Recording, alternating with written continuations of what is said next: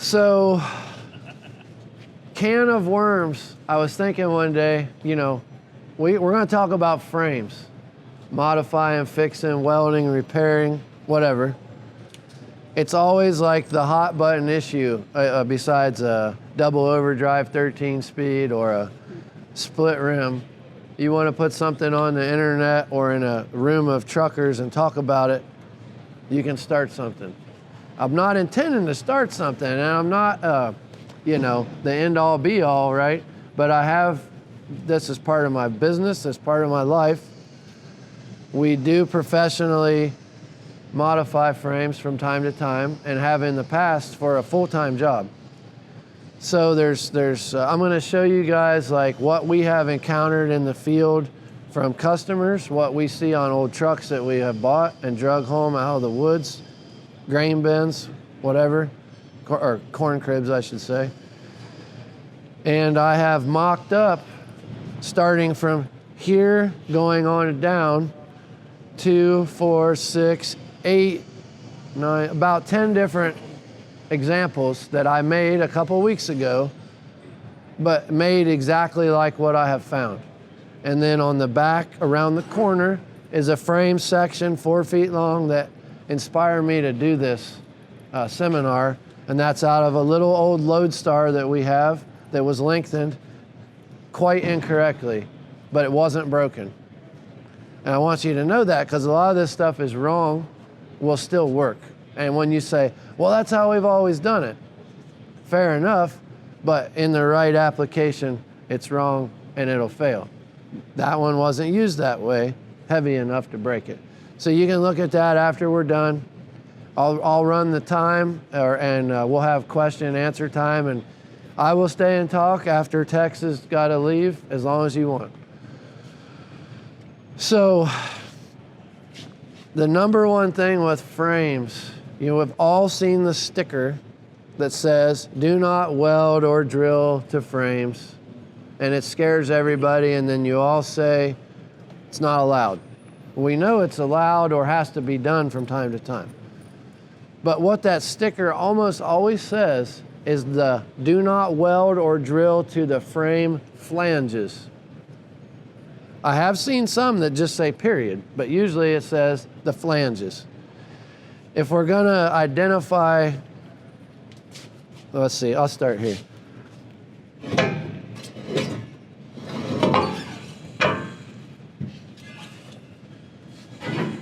This is not a real handy bunch of stuff to like show around. So come close, whatever you gotta do. I should have brought a small section I could handle. The frame is a C-channel. It's obvious, it's bent. I shouldn't say obviously anything. I'm trying to share knowledge. Maybe not everyone knows what we're talking about. It's a formed piece of steel that was flat. It's not a C-channel, a structural with a thick corner. The flat or the vertical is the web. The flanges are the top and bottom. So when we say do not drill or weld to the flanges, that's what we're talking about, the top and bottom. The side is free game, the web, free game. Outside of the radius area, the curve. So you'll hear say like an inch down from a radius or whatever. Outside of the radius, in the web, free game. To put that into perspective or give an example, if you look at a brand new Isuzu truck of any size, which they don't go up to semi-size, but they do have class 7, large single and tandems, straight trucks, their holes are completely riddled of, or frames full of holes front to back in a symmetrical pattern, grid-like, all the way down. So that's for the upfitter to install anything they want, and it lightens the truck. And it works. You'll see low boys and trailers with big holes cut in the side for light weighting. Again, that's in the web, totally fine. So that's number one. We got to identify what we're working with to work on it. The second part of identifying would be you just about have to have a line set ticket or a build sheet. What is the tensile strength of the steel that your truck was built with?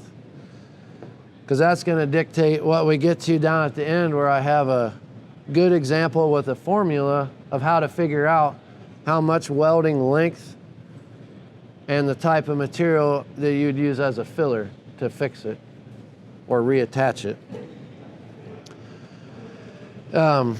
This guy in my hand right here, shoot, I skipped the first one. Hold on. They're lettered A, B, C, D, E, F, G.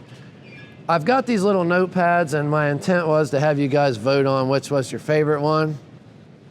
You can't do that now, because now I'm going to give the demonstration and you already know the answers. But I was kind of hoping to get like a experiment and to see what you all thought was the best one.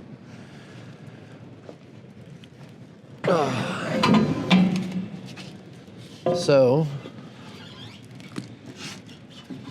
A and B. There we go. The most common one you're gonna see. I'm just gonna roll this over there. If somebody can do away with this, please. Get it out of there. Thank you. 90-degree cut, welded right back together. That's what we see most of the time. It's also what we see broken most of the time. And if you look at this truck, part of the reason it's here and parked this exact way, right behind the battery box, it is split 2/3 of the way up from the bottom up. Part of our definitions, I guess I kind of skipped, is why are the flanges off limits? The frame is carrying the load on the flanges, primarily. You have tension on the bottom and compression on the top. That's a tension brake. This is a log truck. It's got a lot of weight spread across its entirety. It's not broken behind the cab. There's no fifth wheel or no concentrated point. So it just broke in the middle, basically, from the bottom up, this way. When you stack welds, so they welded it and then plated the bottom. That spread that, pressure back out across the flange because it's carrying the load. The higher the, some of the big GVW trucks, heavy, they'll start getting taller. That helps the weight capacity, but they're at the same time having wider flanges. There's 2 examples made out of this one because you see no welding over here. This one, I plug welded the hole to show you that's something that you could do. And you see that on custom trucks a lot. They'll weld them up, blend them back, paint it so it looks all smooth, right?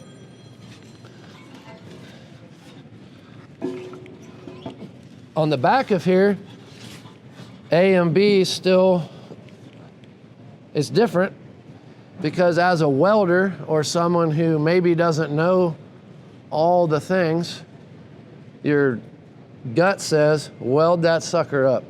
So I've continuously welded that liner all the way around on that half.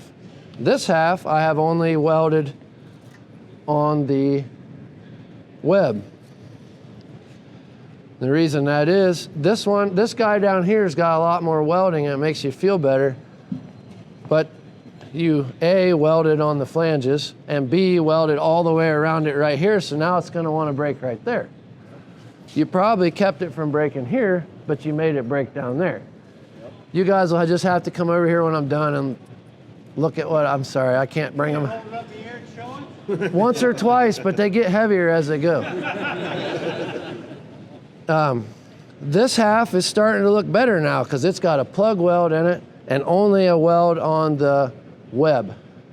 I'm gonna mix this up here. I'm trying to be careful how I say it. If you catch me, just yell at me. This liner that I made is not made. That's another piece of frame from another truck, and I just sorted through my frame rack that we've scavenged and found the one that fit. So having some around is always good. There are places that make rail, so they'll make you what you order. This one's also unique in the fact it's off of a mid-90s GMC, has an unequal width flange, which I don't see very often. The lower flange was wider to help that tension, the load, the tension load. So that's the worst case example. That's kind of getting a little better. C and D.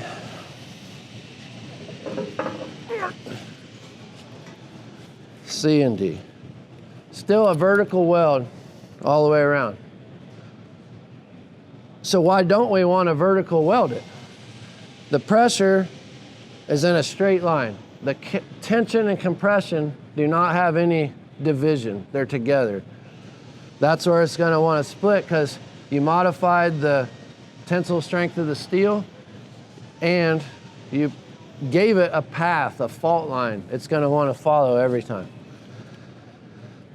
I bolted in a liner on this side with some junk bolts out of my junk bin, grade 5, grade nothing. That one's an 8, no washers.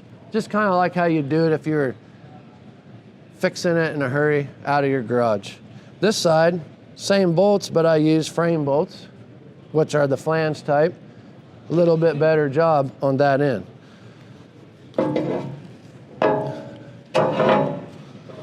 You have a preference on which way the bolts go, nuts in or nuts out? Yep, factory always puts them inside out because they're mechanized. Guns or man, whatever, they're torquing it from the outside where they stand. That's ugly and it's not clean and it catches everything like your clothes. I always put them outside in, but I'm not a mechanized factory assembly and I want it clean. So this one with the hardware store bolts out of my junk bin also has a mishmash of nuts and washers, just to show you that we probably shouldn't do that. No welding on that sleeve at all, on that liner. It's just bolted in. On this half, also just bolted in, but now I incorporated a cross member to it. You can see we're starting to get somewhere to where we're reinforcing it and eliminating all the vertical welds that are lined up. So even though we had one here, maybe we had to have that there because of some specific reason. You didn't have a length to mess with or room or whatever, but I kept it off the sleeve and put a cross member. Factory cross member from the same truck, but I mean, you can get them anywhere. How did you narrow the cross member? How'd I narrow it? Sir? You're talking about cutting the frame rail. Yeah. In order to get, you just added Yep. an extra frame rail on at least one That's side. a great question. And how are you with welding the cross member all the way around versus That's a welding great. the frame rail? Yep, okay. If you didn't hear that, he wants to know, I added a 1/2 inch of material in this truck, theoretically. How'd the cross member shrink? This is a international cross member that's fixed. It is not adjustable, it is one piece of metal. In that case, I would cut it probably right in the middle, and if it had a carrier bearing, that's even better because we have a plate there that bridges that gap. But I would just cut it straight and probably put a little fish plate on it, is all I would do. That's not carrying any load this way, but it is preventing torsion. So it'd have a little fish plate on it, or just the carrier bearing plate, because that's got a bolt on either side, right? That's a great question. And I actually have an example of another way of that back here. All right.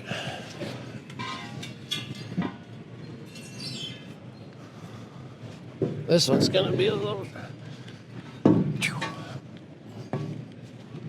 Okay. E and F. For years I did it this way. This is a 45-degree cut. I almost always use 45 because a speed square that's common in most shops is always 45. You don't have to figure that out. It's easy to duplicate. You can make a jig if you wanted some other angle, but something that it's important to be able to duplicate it because you have to do this to both sides and 2 pieces on both sides. You need a good joint. I was doing this quite a while with a gasoline handheld, what most people would call a partner saw, but a concrete saw. Very rarely do I ever cut concrete with that tool. I cut steel, plate, frame, heavy bar, just go outside and cut it. And if you hold it squarely, you can make a very nice cut through both flanges that requires virtually no grinding, you know, because if you keep it perpendicular, you've got the cut you need. So we got 45 on this side. We've pretend bolted it back together with some factory bolts. This was a spring shackle. So in that case, the liner that's in there was sandwiched between a shackle too. So now you've got even more, you know, bridging going on. That side, I plug welded every hole that was on it.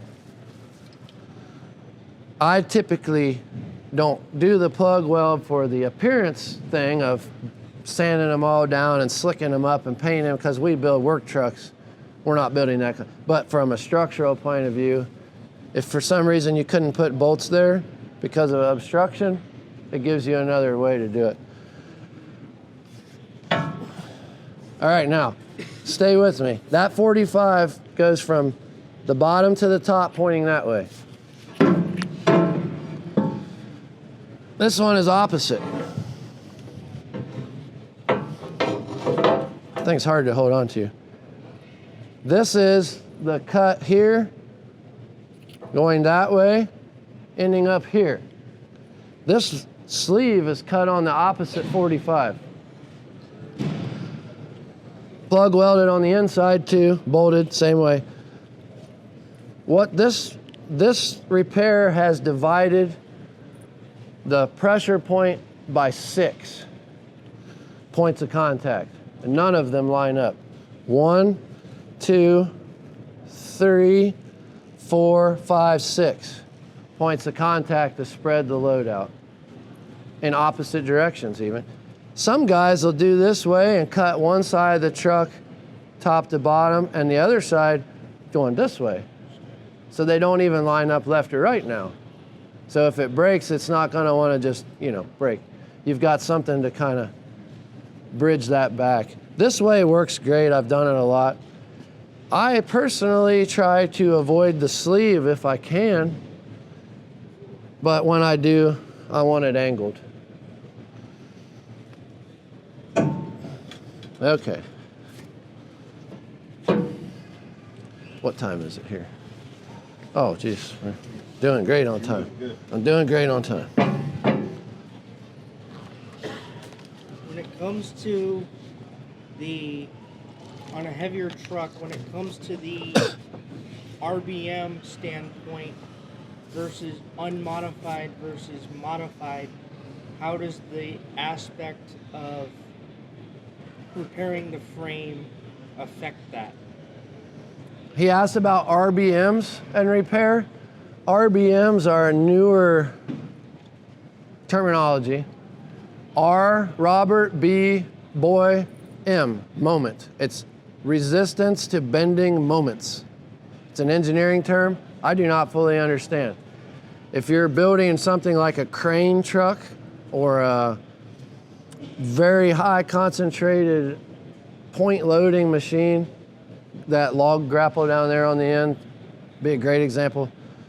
They will reference PSI in the hand guide or the sales literature, but they're also focused on RBMs.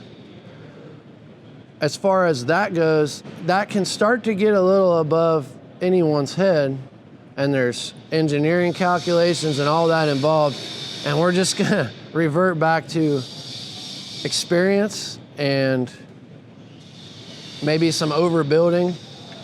But those kind of trucks usually have their own giant fish plates. You put a log loader on something like this, a self-loader, and it's gonna have a 3/4 plate this long bolted from the frame all the way up to the loading base, through here, through there, big subframe.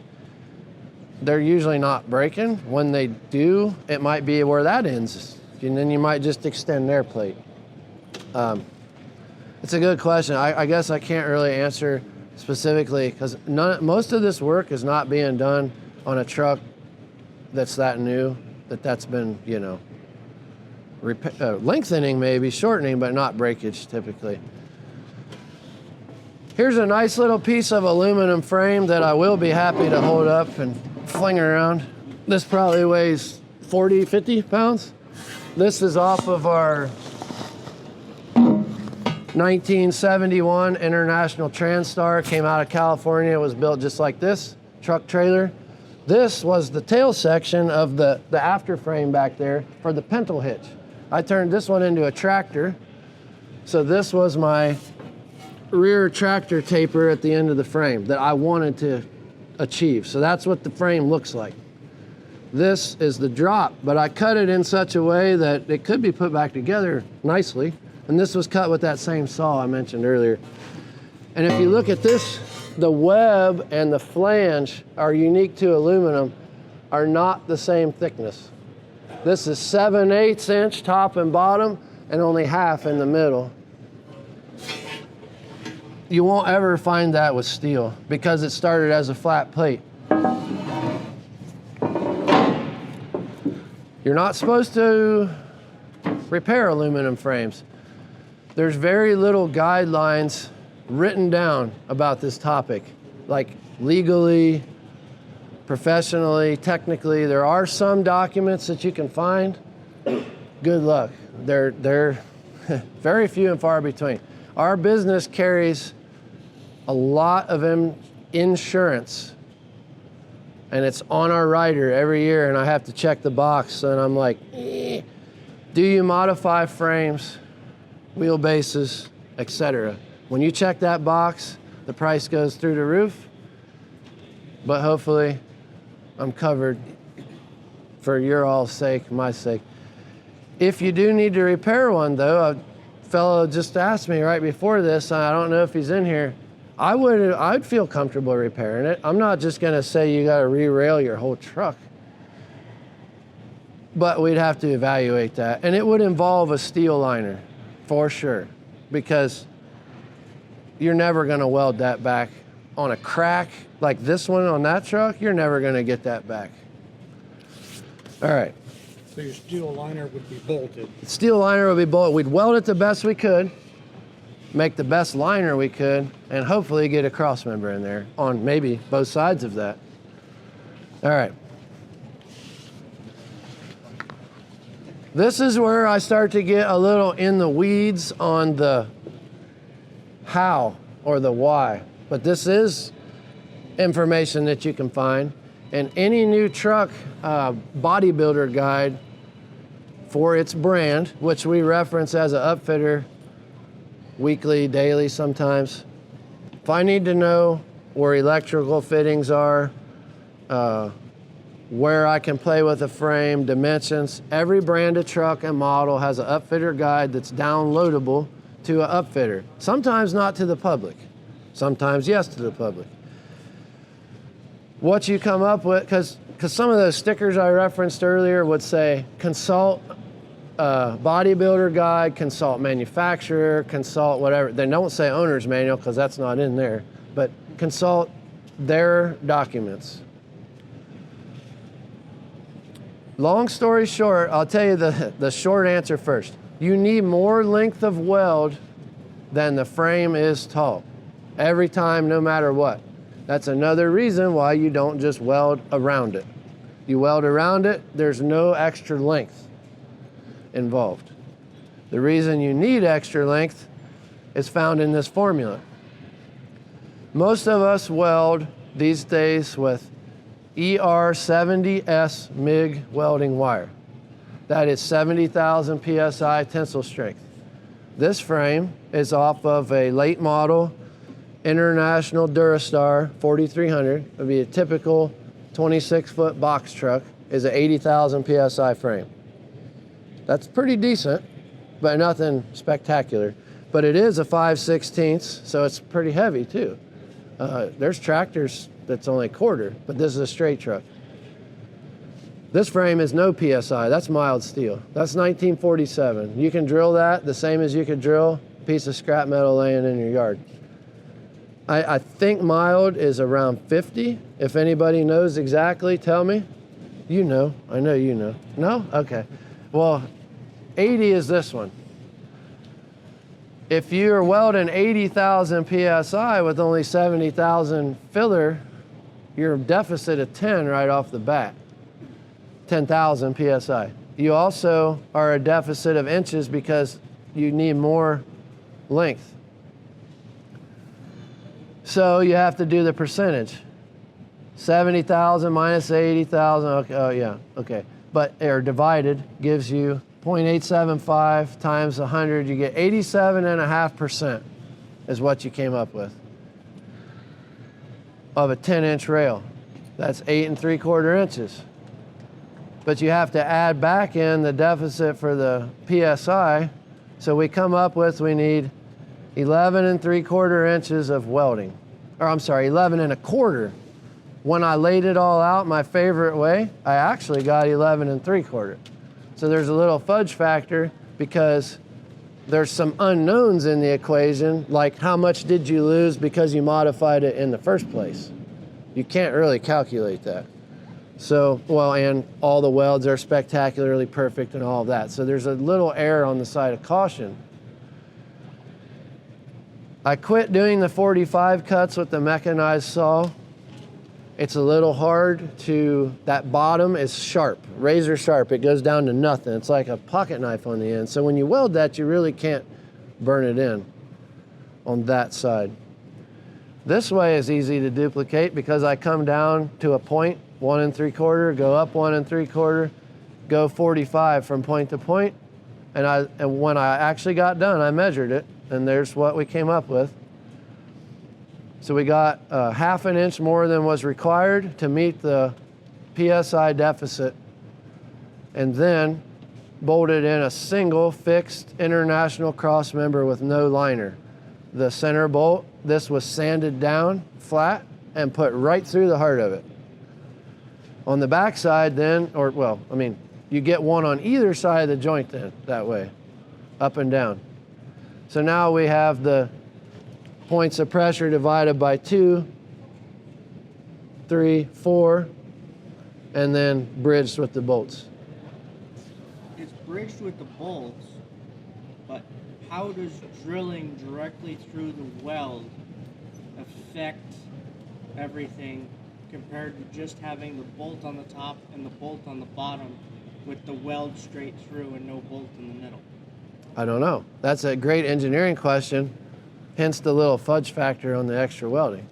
I mean, if I moved it one way or the other and still used that bolt and didn't modify or, you know, get into the weld, now I wouldn't be centered up with the cut. So that's what I chose to do. Medium duty application, depending on where it's at on the truck. I'm not saying this is how every single truck that I would ever touch gets done. This is how I would do some of them, you know, depending on the application. When we get a little heavier, the same cross members that are right there on those mock-ups are right here, and International just bolts them together back to back, creating a really nice bridge. So now you got that. And if you put this on the same cut or any cut you made, now you don't have to penetrate the weld, but you've got a row on either side of the cut. But because it's an angle, sometimes you'll get close, or, you know, this would be a little heavier application, or maybe if we were right at the cab or at a carrier bearing, that kind of stuff. Could you make up the difference in the MIG welding if you used a heavy stick welding? Nope. Filler metal is filler metal. Okay, so there's no 80,000 pound. There is, but nobody uses it. That'd be just a very, almost every welding rod, arc welding, is in the 70 family. Yeah. It's just a matter of, is it a 70-10, 70-11, 13, 18, still 70. Can you buy an 80? Yeah, but we don't. Nobody has them laying around. It also is harder. You kind of, I don't know. Yeah.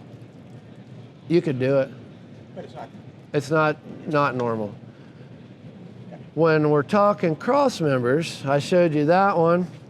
I have found that I do not like late model Volvo frames. I've done some for the RV world. The RV guys that pull the campers, big campers, they love Volvos. They ride great, they're cheap, readily available. But oh my gosh, they don't have a standard frame width. Americans, all 34, they are not. They're like 33 and a half. Everything on them is real light. They're a lightweight truck, but almost everything is hot riveted together.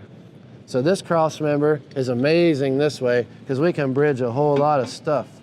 And this is a little one. This is a sub Crossmember. It's not even a main suspension hanger Crossmember. They're like this long. They're kind of like the old Hendrickson walking beam Crossmember, but not near as heavy or as long. But having these around have been kind of handy. Plasma cut or torch out the rivets. I've got one kind of zip tied back together here. The top is actually double row. So you can, whoever asked me about cutting it, you can disassemble this and slide it in the truck, put it, even if it's not the same brand of truck, put it in there, get a nice bridge across the joint, and then maybe ream and bolt where these hot rivets were. Now you can assemble that in the truck easily. It's not really adjustable, but you can make it adjustable because you already have to play with these holes to get them, lined back up. Here's a late model Kenworth. This frame Crossmember is adjustable. How would I show you that? That makes up for that question that was asked earlier. The reason, it comes clear apart. These are aluminum, this is steel. I've seen them all aluminum, seen them all steel. But it doesn't give you very much bridge left or right. It's very narrow this way. The reason theirs are adjustable is when they do a double frame, they build it from the outside in. Kenworth, I think, might be the only one that does that. I do not do that many Kenworths, honestly, so I don't know every single truck. But International would double it from the inside out. So you started with a 34, and then you put a double on the outside. Kenworth puts it on the inside. So these have to be adjustable to make up for all the variances that they build themselves. These also break real easy because of that aluminum, and I've never reused one of these in a modification. If I was building this truck, I'd probably use something different if I needed a good bridge because it's narrow and it's kind of fragile. Time-wise, what time is it? This one here was a neat little project we did a few years ago for a guy. Wanted a International Lodestar grain truck made into a kind of a lower down hauler to haul a 3-car wedge trailer. He's a truck dealer. This has International and Ford use tons of these. Layovers, it's a single frame with a top and side, no bottom. I'm sure you've seen them, but they're great. They don't collect water and rust so bad, quite so bad as the doubles. This is out of Missouri. It's clean. I mean, there isn't one speck of rust inside that thing. Guys like you from New Mexico are used to this. We're not used to this in Ohio. Well, it's just, yeah. And he paid the same for that as you'd pay for an old farm truck in Ohio. It's just an old farm truck in Missouri. And kind of tricky though, because what we did to that truck was a late model IROS, which is International Air Ride. That's just their name. Frame cut from the cab back. We gave him all International parts, all late model, axles, the whole deal. Kept it looking right, and it was all the same brand, which that guy was passionate about the International. He didn't want to cobble it up. It's kind of tricky. I've spliced this frame. This is what we cut off of his truck. So behind the cab, we cut it this way, and his new one backed up to it. But what you don't see is it kind of has a built-in sleeve. I cut this one straight. This is just a mock-up I made of the piece that came off that truck. I could have cut it angled any other way. I just made it easy to do in this case. But to go in here and carve out the inner main frame rail without getting into our layover, it's kind of tricky, but you can do it. And then when you put it back together, I mean, you can't see that from the outside. All you would have ended up seeing is the 45 weld there. It's kind of neat. Something else to mention is we no longer have any trucks on the road that have rivets through the flanges, bolts through the flanges, no airbag brackets coming through the flange. That all went away once the engineers figured out we should not be doing that. They kind of always knew it, I think, but figured they'd work around it somehow or another. This Lodestar is riddled with rivets. Through the layover, holding it on, which is fine, but right through the top, all the cross members are hot riveted into the truck. So that's a little harder, you have to burn them off. If you take that cross member out, what do you do with those holes? They're not supported anymore. They really need filled. So you got to deal with that. And I can't really bring you all around here, but when you come over and look at this original piece that I said inspired this, both ends of it are cut straight around and welded.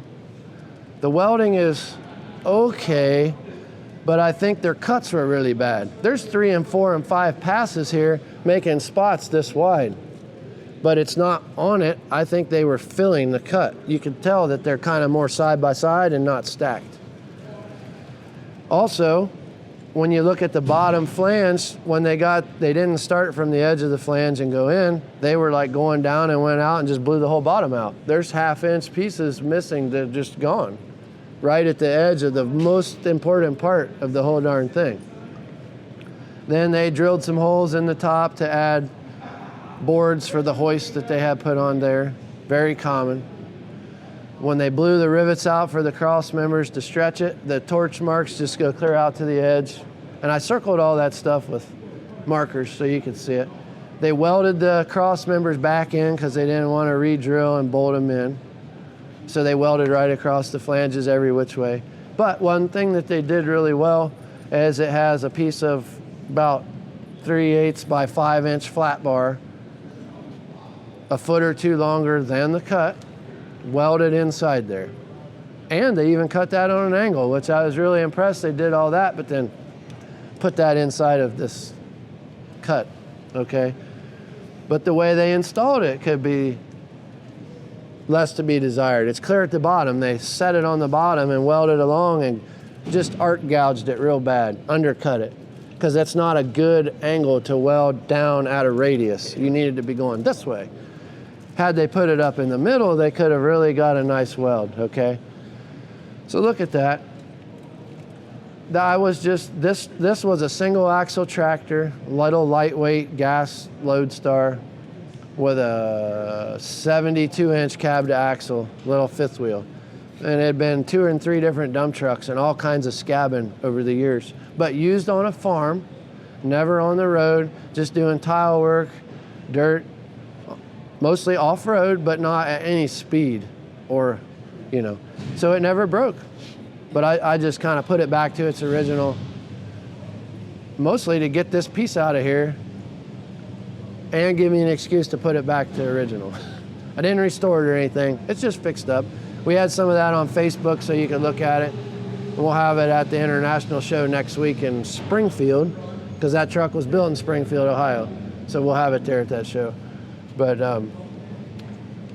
I guess I will get that glutton for punishment thing going and ask you if you have any questions, comments, ridicule, advice.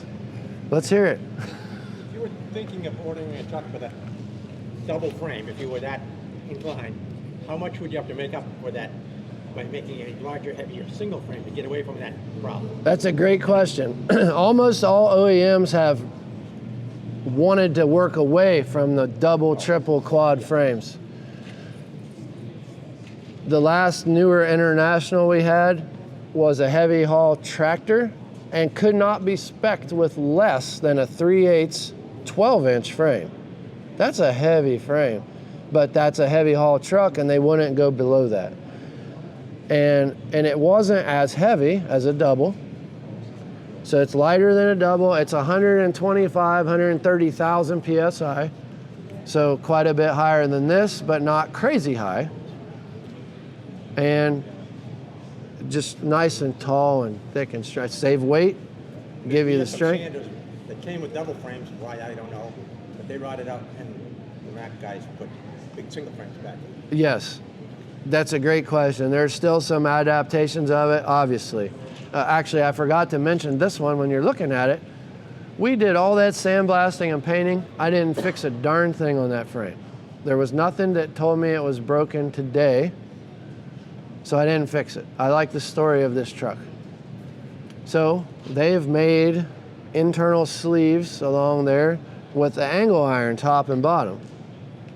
And basically kind of made a sleeve, but they were only doing from here up and from here down. That makes a pretty decent sleeve too. If you don't have the right piece of frame, you can take the same frame, rip it in half and put them in there, because you can then re-weld that seam. But check out this truck underneath. It's got all kinds of the crack I showed you, and then there's some delamination in the areas that, or not delaminate, rust jacking in the areas where there is the layover. And it's from California, Southern California. There's no rust issues there, and yet it's got rust in between those layers. It's just neat how you gotta do what you gotta do in the field. So, more questions? When they talk about fish plating a frame, how is that? Is that like a back-to-back diamond? Yep. Is that stronger, better? Yeah, actually, I didn't tell you that. When I put this guy back together, thank you for asking that. I could not cut angles on that frame, and it's right behind the cab. That truck is its original wheelbase now. The only way I could have put angles in it was to make it even shorter, and it would have been like the fifth wheel on the cab. So I kept it straight. I did what they would have done. I welded it the best I could, plug welded all the holes on the outside and on the inside, and then a fish plate, an oval, a diamond, some kind of something, not square. That's the point, not square. Because again, you put that nice fish plate in there and weld up both sides of it, you've just asked it to break. So when I did this one, and this is really funny, and the guy that works with me thought I was crazy. I hate diamond plate, diamond tread. Just not my thing. All our flatbeds we sell, they're smooth aluminum, you know. But I went over, I'm like, what would they have done to fix this truck then? I want it to look like that. I got a piece of 1/4-inch diamond plate, made a nice diamond with a flat top and flat ends. Just little, like it was this long, but with maybe 2 or 3 inches of flat top, so that when you put it across the weld, you didn't just point right at it. You could go across there and kind of spread that out. Same when you got to the ends. Interesting about that though, a lot of manufacturers that weld loader booms, crane booms, wrecker arms, Vermeer Manufacturing does it on their wood chippers a lot. They'll take a weld, you know, if this is your plate, they'll weld and go right on past the end, and stop a couple inches. And I've had aircraft guys say before they would drill a hole at the end of a weld. You ever heard that? It spreads it out. Just like the 6 points or 3, 4 points of contact. It just keeps it from being the dead end where it wants to, the pressure wants to pop out. It's better to fish plate on the outside or the inside?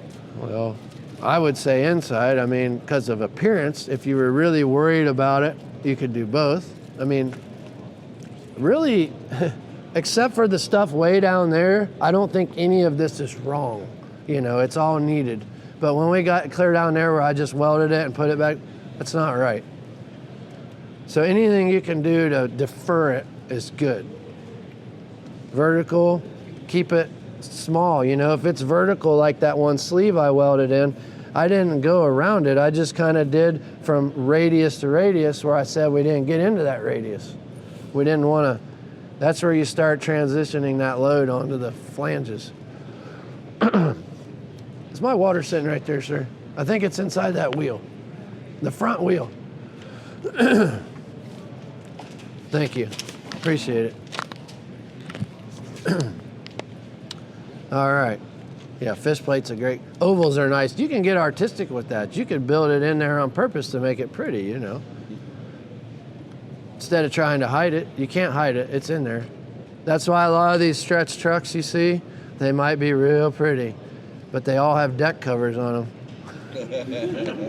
Telling you, I've seen some $1 million show trucks, no joke, right? We know they get expensive, 100,000 plus. Look under there, it can be scary. I am shocked at what I've seen under very expensive trucks. And if that's you all, one of you, I'm sorry. I don't know who you are, but it's a thing. And it maybe isn't your fault, it might be the guy you took it to. All that chrome and paint and everything, man, it doesn't fix that. If you replace OEM rivets Oh yeah. on older trucks, I'm going to assume they were hot rivets. Yes, always. Right? Yep. Not like a Hux bolt. Nope, always hot. And you can't redo that. You're going to put a frame bolt back in. How important, or is it important,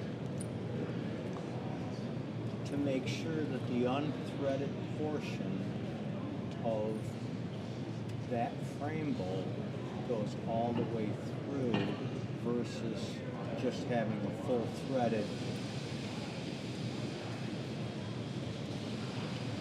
as far as twist or possible rust or... Are you asking if we should fill the hole at all, or are you asking what? I'm just not tracking with your bolt question. I'm sorry. The unthreaded portion of a frame bolt. The shoulder Shoulder. up by the head. Yes. Yep. How far of that do you want to go through? Oh. Double framing. Oh. Do you want it to go through at least the first frame rail? I mean, obviously there's got to be threads. Right. So No, I understand. He's asking if the shoulder bolts, the frame bolts, or any shoulder bolt, should only the shoulder be in the steel, or is it okay if threads are in the steel too? Yes. That's what you're asking. Yes. Honestly, unless you've taken a mag drill and drilled that exact hole, I don't think any of that matters, because we've all just drilled it or plasma cut it or torched it, and it's not a machined hole, and the bolt is loose to begin with. Even when most of my framework has been rolling axles, shortening, chopping the end, taking it away. I mean, we're talking 15, 20 feet a lot of times. That never involved, I should have told you all that in the beginning. Let's do that. Let's not even cut it. You can get a heck of a lot done by rolling axles. Adding to the back, not the front. You can add it at the center, add it at the rear, whatever.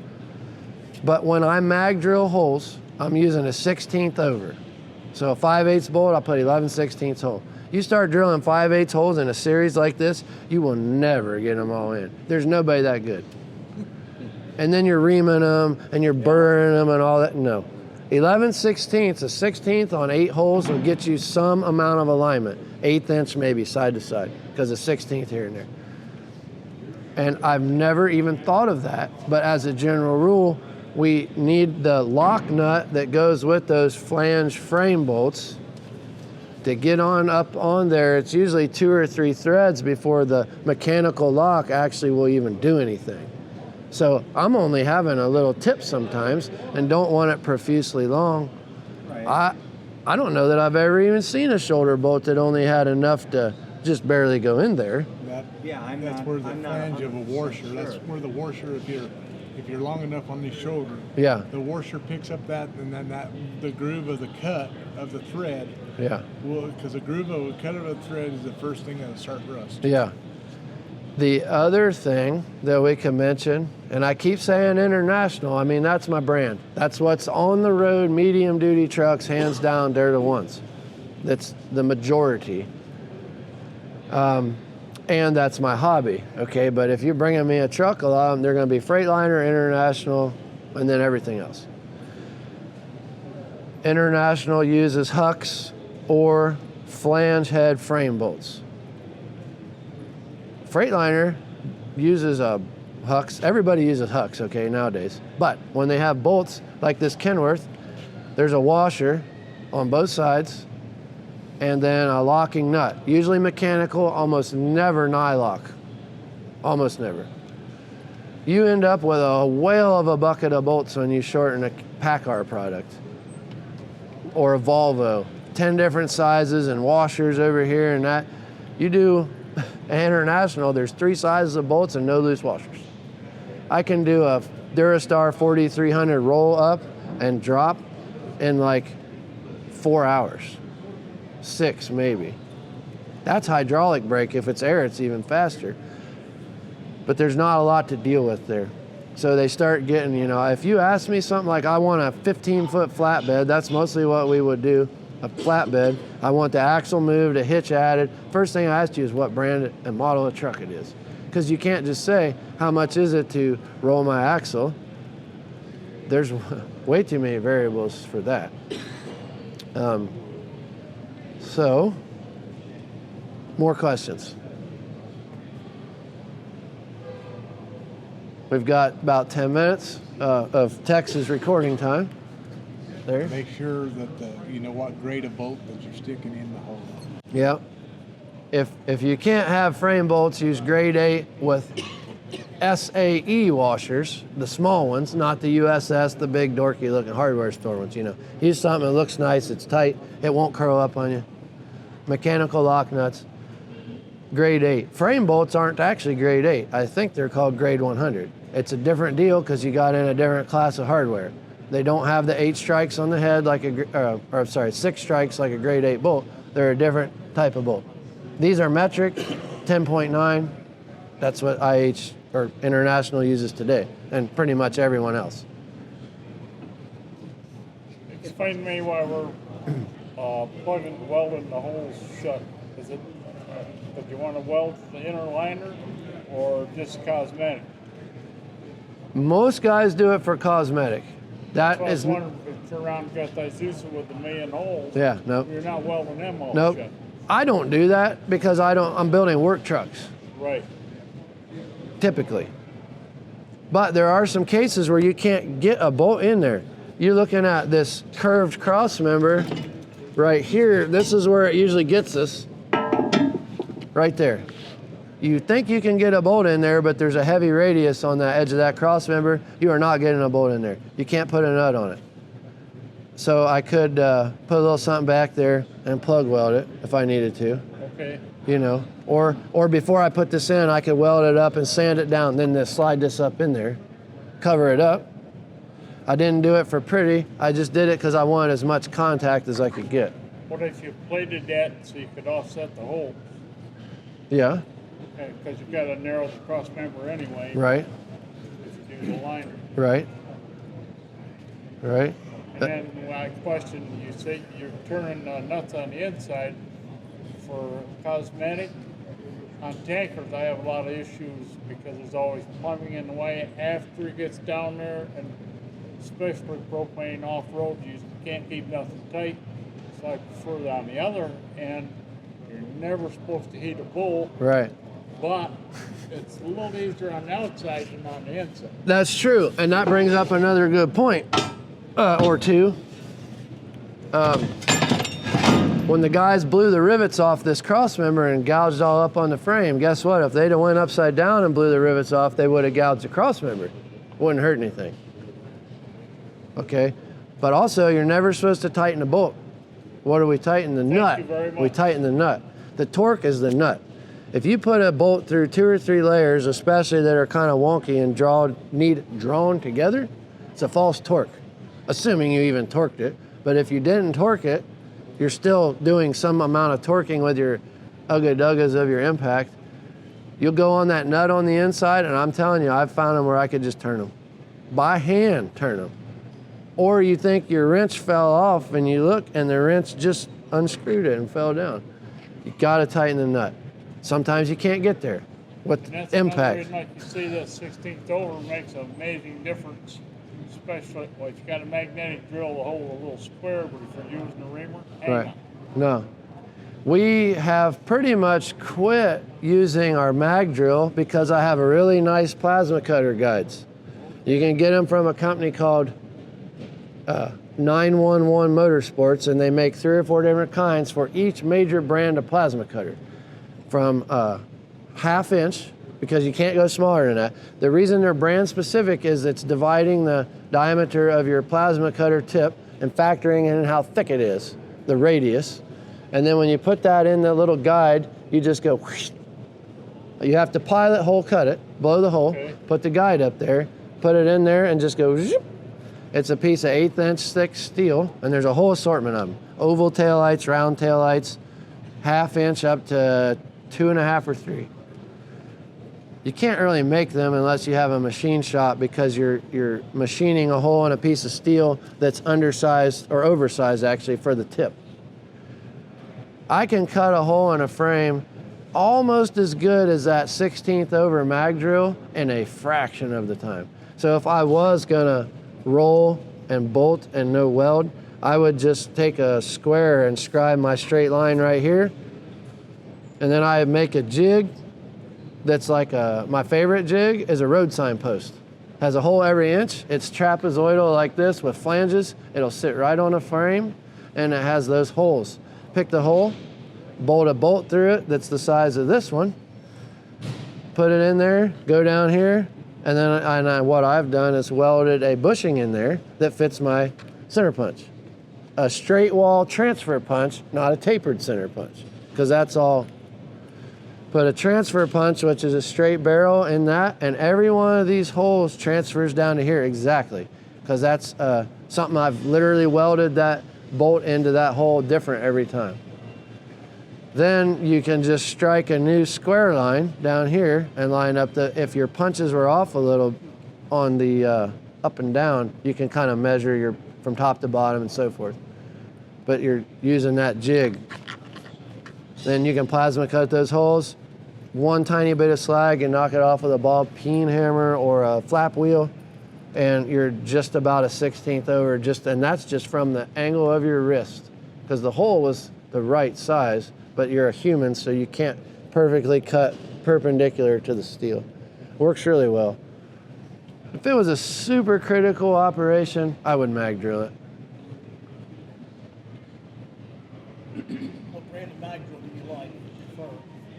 Mine's a Champion. I don't know. I mean, Hogan's a name brand. I'm pretty sure they're American made. Not really sure anymore.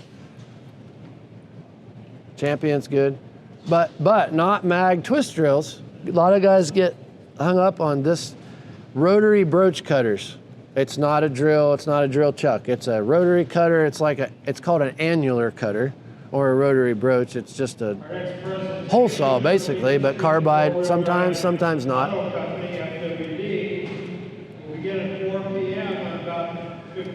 Those will. Down in the meeting rooms at the north end of the concourse. Also, someone has left their sunglasses at the ATHS store, so if you're missing your sunglasses, stop by the ATHS store. Thank you. You can't drill 2 layers of steel with one of those. You have to drill it, and then it wants to knock out the slug with a spring, and it wants to pop it out. It's kind of hard on it too because you encounter some rust. It'll dull the tip of that thing right now, those cutters. But if you're real careful, come in and out because you're lubing it. Watch it start to turn blue if it's gonna get hot. Back it out, take out the slug, repeat. But it needs a center punch to index it. You can't re-center punch it on the second layer. So then you're just going and it's walking in there, and that second one's just a little hard on the cutter. But it's not real easy to plasma cut through 2 layers either. Or torch, it wants to blow. Is there, obviously, mag drills are a certain size, but is there ever a time where you're able to get the mag drill on the inside?